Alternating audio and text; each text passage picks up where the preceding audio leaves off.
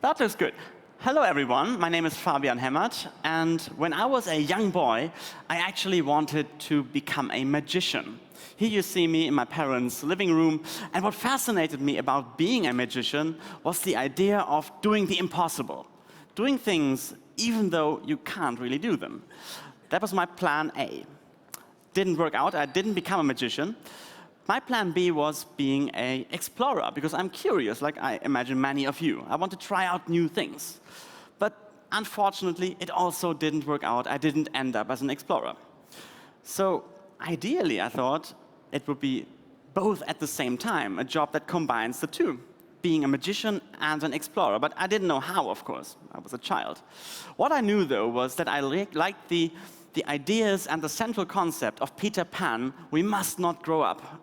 Otherwise, we lose the power of our imagination. And I tried that. I moved to Neverland, Bielefeld in Germany. I went to Nintendo, a company where you think you won't grow up. And from Nintendo, I went to Marvel, the company behind Spider-Man and the X-Men and so on. And I love these colorful worlds of action and superheroes. And from there, I moved towards Deutsche Telekom, and my friends, of course, asked me, did you grow up? And no, I did not, because I ended up in the T-Labs, in the research area of Deutsche Telekom, specifically in the design research lab.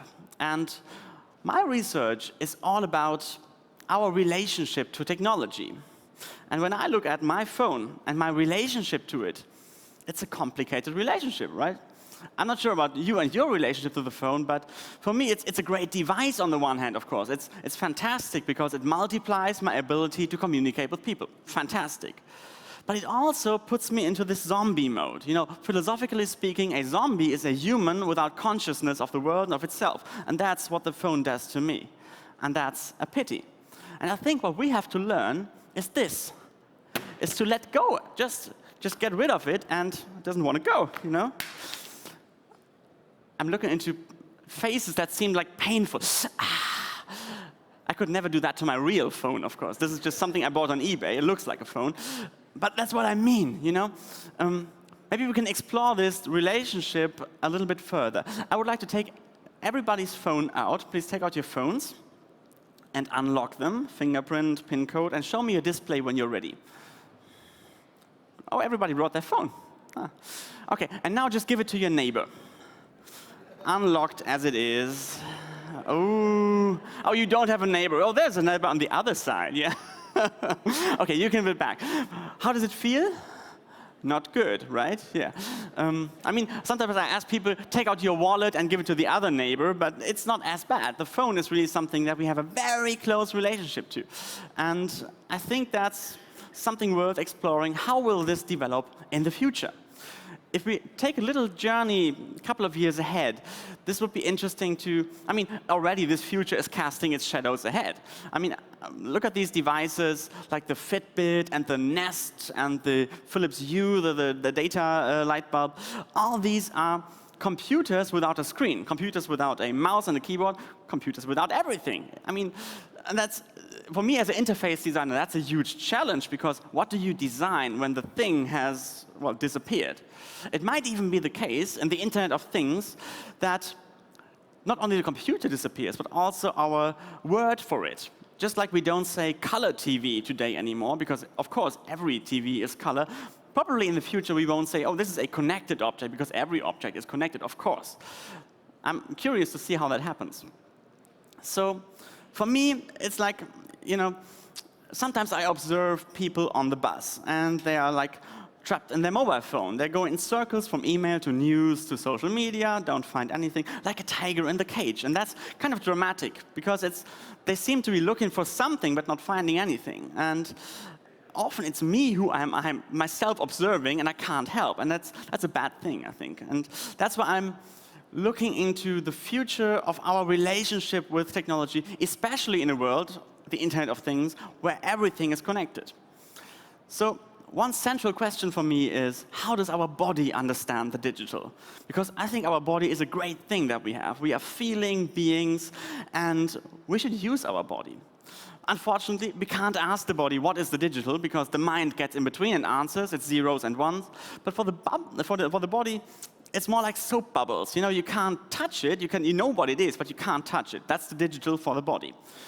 Luckily, if we listen closely in everyday language, we say some things that are really physical. I can say, I feel buried under emails, not a good feeling, can't move, can't breathe. I can say, we have to do some data mining. There's a huge pile and mountain of data and some good stuff, gold chunks in there, and we have to mine it out. It's hard work. And when I say that my hard disk is not big enough, you know what I mean. Of course, I know that my hard disk is a tiny device. And when I say I need a huge hard disk, I don't mean the physical thing, I mean the digital. But that's what we do. We draw a very close parallel between digital and physical. And in some projects, we took this literally. For example, we built a mobile phone that can change its shape. That can be thicker when there's more content and thinner when there's less content inside. Here you see it. This is the shape-changing mobile. So we put in some motors so we can actuate the geometry of it. And that means it can be, for example, thin in the pocket. When I take it out, it can lean towards me. It can change the way it feels when I hold it differently. But that's just about ergonomics. What about content? Well, often on these small devices, we look at big content, maps, websites, photos, on a small display. You will see that in the next video. And what we do is, of course, we start scrolling. And here, of course, the shape of the display of the phone could tell me where I am. So on this map, I feel, oh, I'm in the bottom right corner, because on the top left, there is the content that I can feel as the device is thicker there. Or think of an e-book that you can feel where you are in the book from the shape of the device. Another thing we are really good at feeling is the weight of a device. We can't make a device heavier, but we can shift around the weight in the device. So here we have a little weight, it could be the battery actually, and we move it around in the device. So it can be heavy on the left side, it can be heavy on the right side, and so on. So for example, I could feel content in the device. Doesn't make much sense. I can see it more precisely, of course. I can see it pixel precise and feel it only roughly. But sometimes I don't have my eyes free. Then the device could lead me in navigation, for example, just haptically through the city, like a haptic compass. And it would guide me like left, right, ahead, and so on. And I wouldn't have to look at it. So another topic that we explored was resistance or friction. Usually in user interface design, you would say, we have to make it as easy and smooth as possible for the user. But of course, everything we feel, we can only feel because it resists us. Resistance is very important for us. So together with the Hochschule für Gestaltung in Schwäbisch Gmünd, we developed a pen. And this pen can stop on the surface. We can make it stick to the surface with a little ball on the tip and a little brake. So, for example, we can simulate surfaces and materials on websites. They can be sticky. When there's something that's recommended for me to read, I need more force to go by it. Or when I spend money online, for example, and I make a signature, I can feel how much am I actually spending. Like, is this only a little bit of money? That's easy signature. But if I'm really spending a lot of money, I will have to, really work that signature into the digital. And I prefer this over a pop-up, are you sure, read this, understand, and so on. I think we are often cognitively overloaded in the digital and bodily totally unchallenged. When I work all day in the digital, I have to go to the gym because otherwise my body goes bigger and bigger. So another thing we often say in everyday language is something like, I'm on an information diet, this is just eye candy, that's hard to swallow. There are a lot of parallels between information consumption and food consumption. And that's historically very interesting because food used to be a scarce resource. You had to go out, kill an animal. Then we industrialized it, and then the fast food age came along. With information, it's just the same. It used to be a scarce resource when there was no written word, for example. Then it was industrialized, printing press, and now the smartphone. And I think today we are in the fast food age of information consumption. On the go, small chunks, and not really satisfying the hunger. Often after 5 minutes, the hand goes back into the pocket and we want more. But maybe we can learn from our food culture because we don't eat fast food all day. We actually ask good questions like, what's in there? Where does it come from? And if I eat it, what will it do to me? So maybe we need something like an ingredient table for information. Like what's the ingredient of how much fiction, which is like fat maybe, or confirmation, which is like sugar, or how much truth is in there, like proteins. Not easy to digest, but very important for us. Maybe attention is the calorie of the information age, because attention is the thing that everybody wants from us and that we want from everybody. But we have less and less to give, so we create like a vacuum of attention. Maybe we need devices that help us to let go, that measure how much physical distance am I keeping from it, and maybe it will only charge its battery at night if I keep, like, say, 5 meters distance, and if I wanted to sleep next to me, it won't charge. That's paradoxical, of course, because it's us who makes the decision, usually.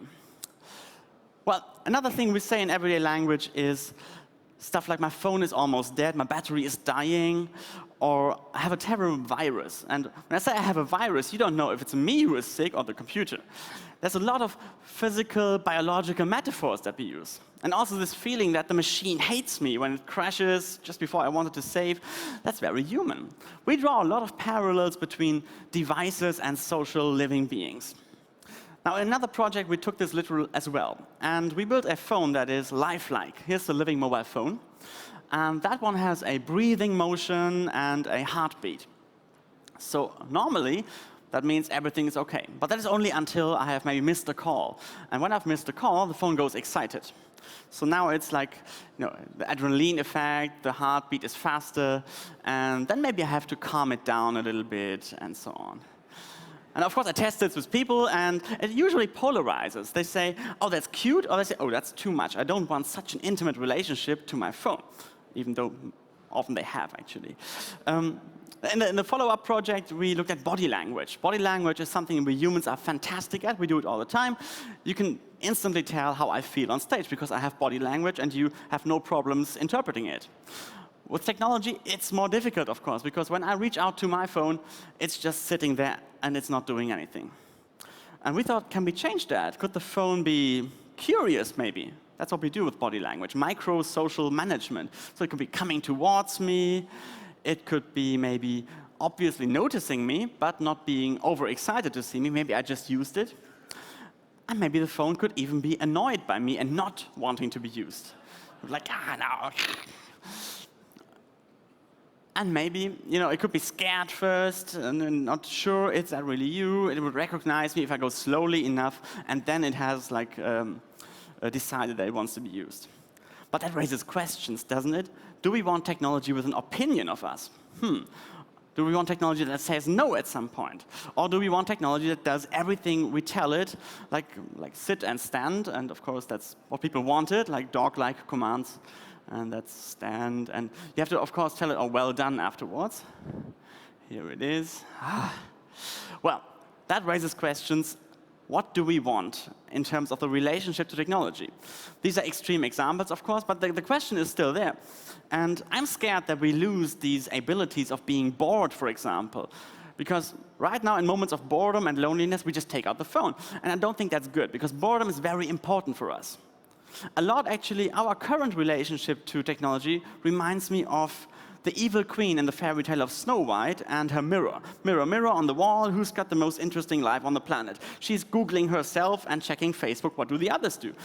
She's lucky, of course, because she only has a desktop version of this mirror and not a mobile version. Just imagine the queen and a mobile version of this mirror. And that's what we have. And I think that's why we have to be careful.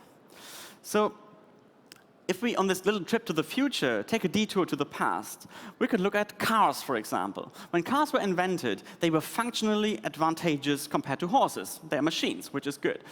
But then people decided cars should be emotional products, and that worked out pretty well. And people bought cars because they wanted to be a cool guy. And it worked out, but who uses car sharing here? I do, lots of people. And what's your relationship to this car? Not emotional. It's a functional relationship. I want to get from A to B, and that's it. I log in, I use it, I log out, that's it. And that's a very good example, I think, for a good relationship from humans to technology, because the human and his desire or her desire to get from A to B, that's what's in the center, and not in the object.